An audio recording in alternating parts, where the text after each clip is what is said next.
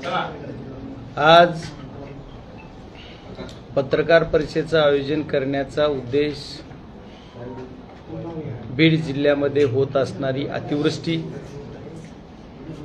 आणि बीड जिल्ह्यामध्ये बीडकरांचं स्वप्न साकार होण्यासाठी जे रेल्वे येत आहे त्या रेल्वेच्या संदर्भात दोन विषय आहेत। बीड जिल्ह्यामध्ये गेले कित्येक वर्षापासून रेल्वेचं स्वप्न हा बीड जिल्हा बघतोय। गेली 35 वर्षापासून रेल्वेची मागणी, 25 वर्षापासून रेल्वेची तीव्रतेनं मागणी आणि 2012ला निधीसह मान्यता, तशी अगोदर मान्यता झाली पण निधीसह मान्यता जी झाली ती 2012ला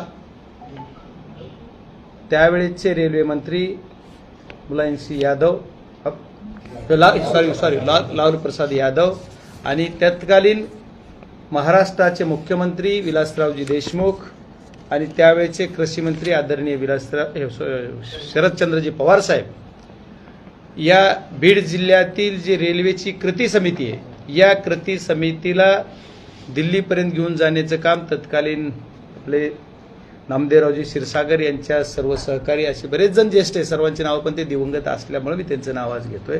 हनुमानजी उपरे आहेत, अमोल गंधर, ही जी मंडळी हे सर्वजण जाऊन आदरणीय शरदचंद्रजी पवार साहेबाला शिष्टमंडळ जाऊन भेटलं। त्यांच्या मार्फत त्या सर्व शिष्टमंडळाचं नेतृत्व करून त्या तत्कालीन रेल्वे मंत्र्याकडे ही शिष्टमंडळ गेलं आणि रेल्वे मंत्र्यांनी त्यावेळेस आपल्याला मान्यता दिली आणि महाराष्ट्राचे मुख्यमंत्री म्हणून विलासरावजी देशमुख होते, त्यांनी 50% वाटा, कारण या रेल्वेला फिजिबिलिटी मिळत नव्हती, म्हणजे जे तेवढं त्यांचं अर्निंग होणार नाही, फिजिबिलिटी होत नाही म्हणून त्याला पैसे केंद्र शासन 100% देऊ शकत नाही, अशी ज्यावेळेस अट आली त्यावेळेस राज्य सरकारला आदेश तिथूनच समजा त्यावेळेस तत्कालीन कृषी मंत्री असणारे शरदचंद्रजी पवार यांनी देऊन आणि काँग्रेस आणि राष्ट्रवादीचं सरकार होतं त्या काळामध्ये विलासरावजी देशमुख साहेबांनी 50%चा वाटा मी देतो अशा पद्धतीचे जी 4 प्रोजेक्ट मंजूर झाले महाराष्ट्रात त्याच्यामधला हा एक बीड आहे आणि म्हणजे अहिल्यानगर बीड परळी हा मार्ग आहे आणि या मार्गाला त्यावेळेस गतीनं मान्यता, निधीसह मान्यता मिळाली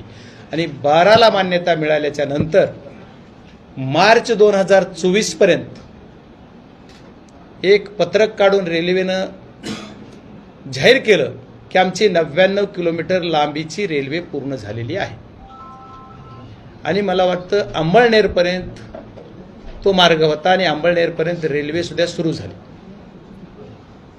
12 वर्षामध्ये 99 किलोमीटर पूर्ण झाला आणि 12 महिन्यामध्ये मी खासदार झाल्याच्या नंतर या रेल्वेसाठी वेळोवेळी देशाच्या उच्च सभागृहात शपथ घ्यायच्या अगोदर सुद्धा रेल्वेची बैठक घेणारा देशातला मीच खासदार असेल आणि त्या बैठका घेतल्या, वेळोवेळी बऱ्याच बैठका घेतल्यात, त्याचं सगळं डिटेल माझ्याकडे आहे। मी 25 जूनला घेतली, 18 जूनच्या बैठकीत सुद्धा चर्चा झाली माझी, मी त्याच्यानंतर शपथ घेतली 18 जून 2024ला।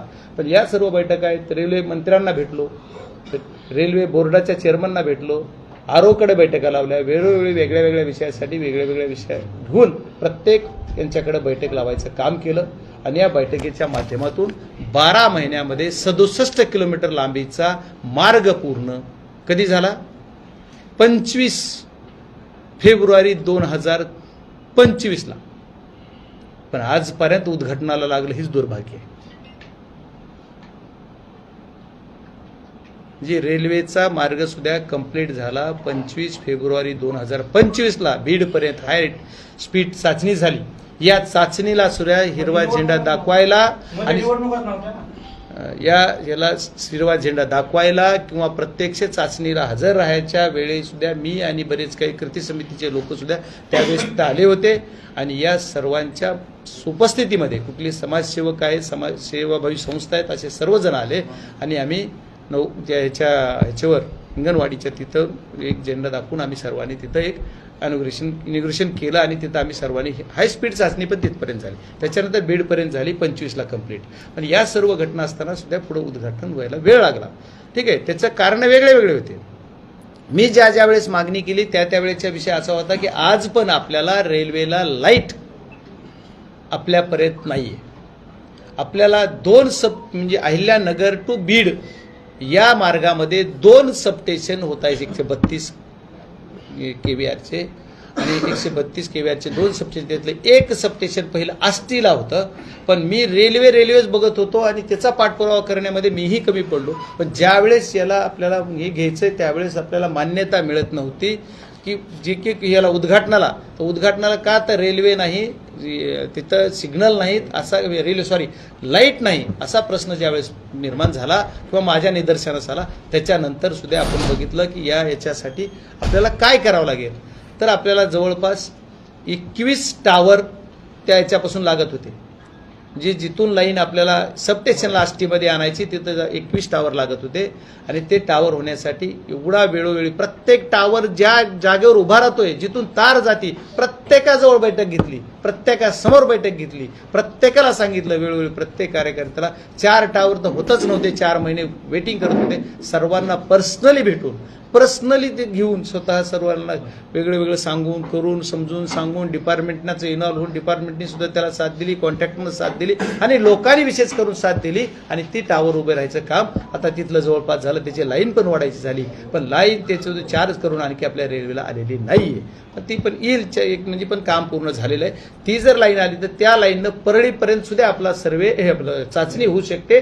पण आपल्याला सिरसाळा एक आणखी नंतर होणार आहे आणि मग त्याच्यानंतर मला लक्षात आलं जानेवारीमध्ये, त्याच्यानंतर ह्या 6 महिन्यामध्ये 7 महिन्यामध्ये प्रत्येक सिग्नलचे पोल, लाईटचे टावर, पुढचं काय, ह्या लाईटला काय, ही लक्ष घातलं. नाही तर अगोदर याच्यात लक्ष घातलं मी सुद्धा कमी पडलो. नाही तर मी खासदार झालो त्या दिवशी जर मला ह्याची लाईट नाही हे कळालं असतं तर ही रेल्वे मागच आली असती. पण मला हे कारण सांगितलं गेलं आणि आज सुद्धा आपल्याला त्या लाईटवर रेल्वे येत नाहीये.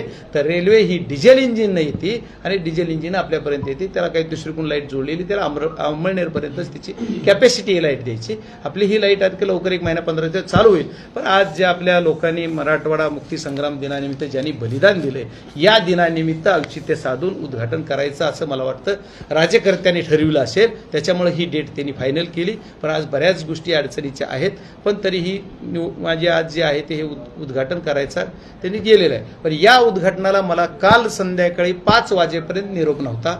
संध्याकाळी 5ला एक पत्र आलेलं आहे, निमंत्रण पत्रिका नाही.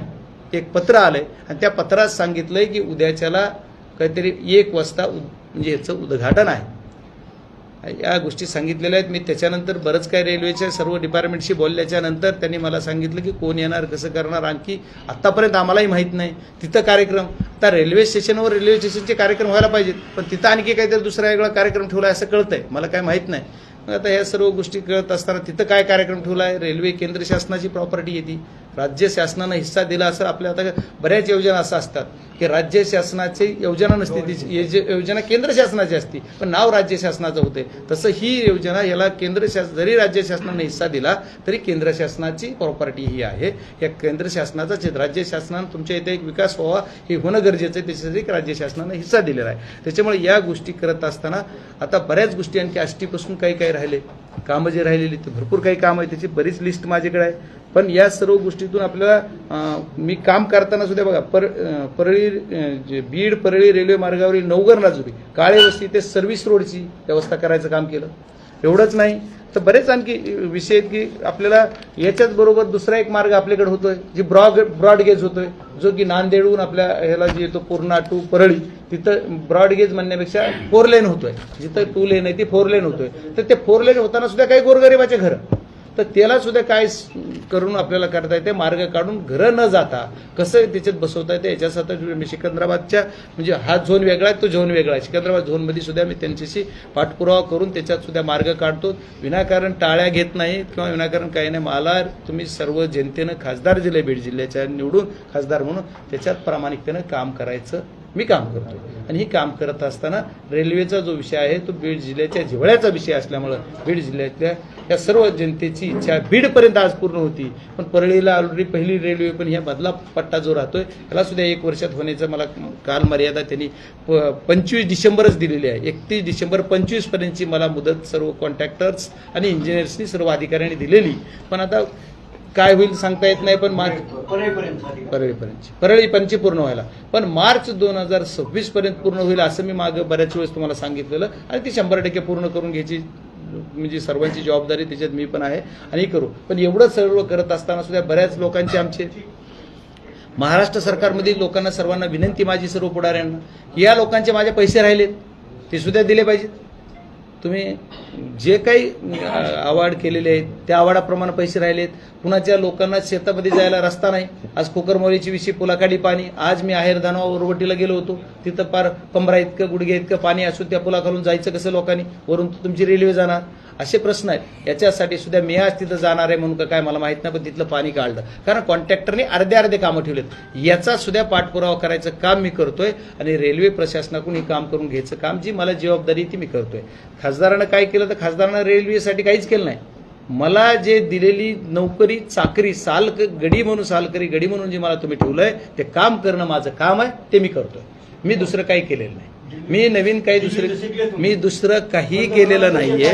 मी जी आहे ती तुमच्यात साल घालायचं काम करणार आहे आणि हे माझ्या सर्व गोष्टीमधून मी काम करतोय. त्याच्यात कृती समितीनं जे केलं त्या कृती समितीत पण मी नव्हतो, ज्यांचं बलिदान दिलं याच्यात पण मी नव्हतो, पण माझी सद्भावना होती. मी एक बीड जिल्ह्यातला नागरिक किंवा बी नसेल, मी त्यावेळेस म्हणजे काय म्हणते त्याला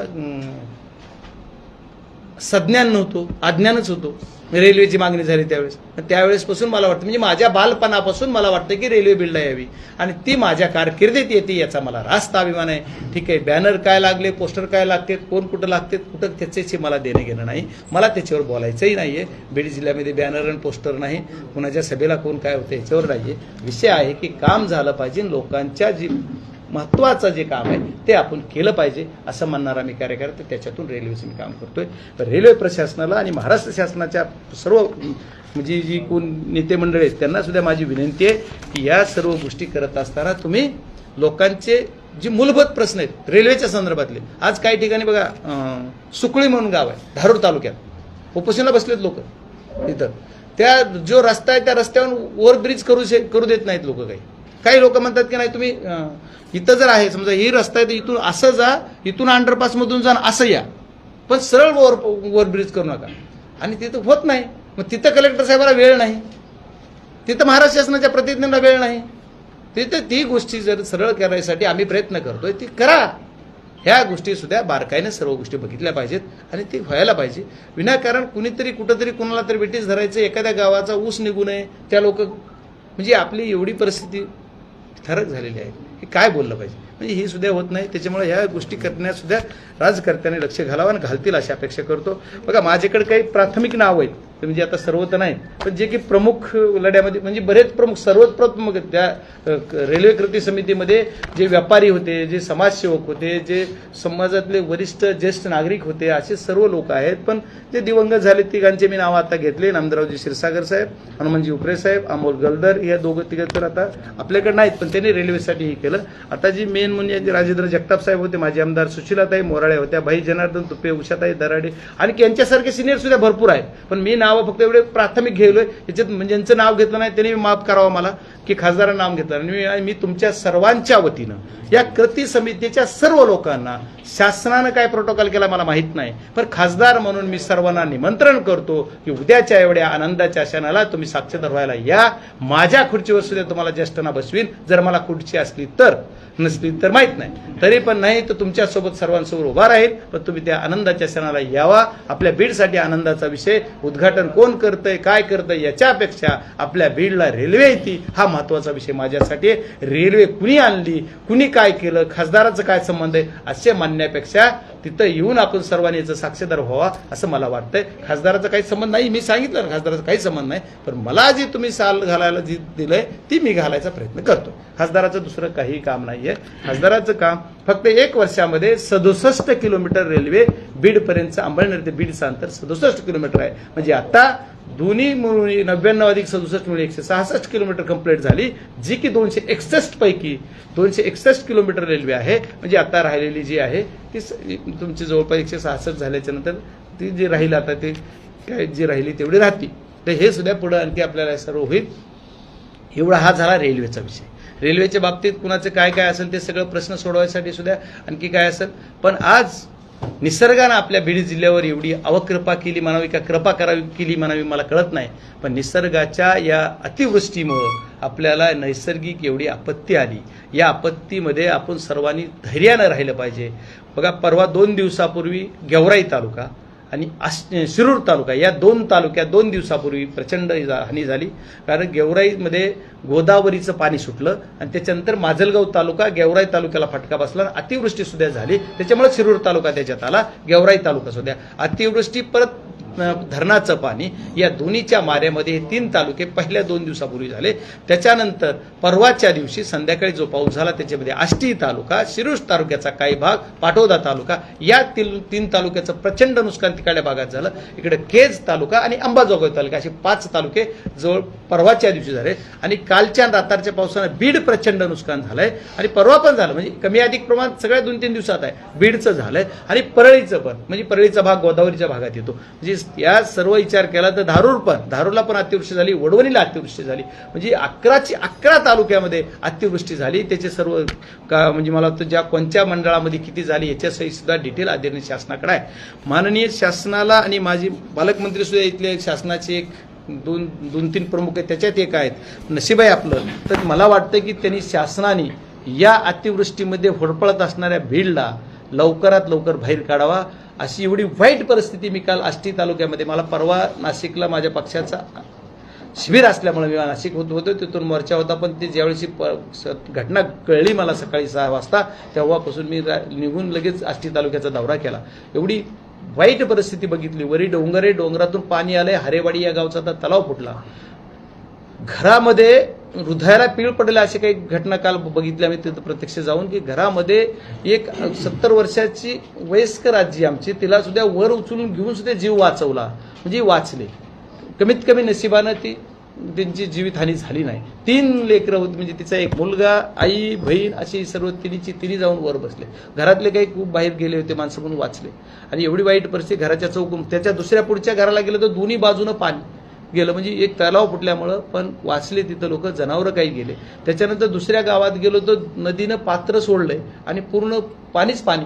त्याच्यानंतर बऱ्याच गावात, कडासारख्या गावात काही जाता आलं नाही. मग हेलिकॉप्टर रेस्क्यू तुमचं NDRFला या सर्व टीमला, कलेक्टरना, सर्व शासकीय यंत्रणांना बोलण्याचं काम सुद्धा काल सकाळी 6:30 वाजल्यापासून फोन माझेही चालू आहेत. बाकी लोकप्रतिनिधी करत असतील, मी काय म्हणत नाही, मीच केलं. सर्वांनी केल्यामुळे सर्वांच्या प्रयत्नानं तिथं यशही आलं. काल हेलिकॉप्टर पण नाशिकवरूनच आलं आणि त्याच्यातून हेलिकॉप्टर काही माणसं काढले. तिथल्या लोकप्रतिनिधी आमदार असतील ते पण प्रयत्न करत आहेत. मी माझ्या पद्धतीनं जी मी लोकप्रतिनिधी म्हणून, खासदार म्हणून जी काय करायला पाहिजे ते पण करायचा प्रयत्न करतो.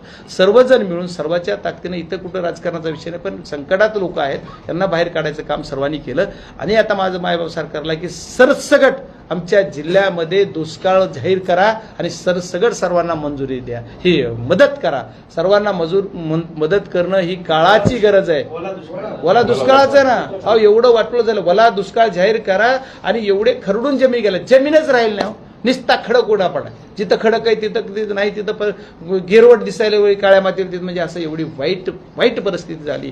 ही जर राजकर्त्यांनी जर जागेवर जाऊन बघितलं तर त्यांना कळेल किती वाईट परिस्थिती माझ्या जिल्ह्याची झाली. आणि या जिल्ह्यासाठी सर्वांनी तात्काळ मदत द्यावी. मी तर म्हणतो तुमचे पंचनामे हा विषय नंतर, आज घराला तात्काळ मदत द्या.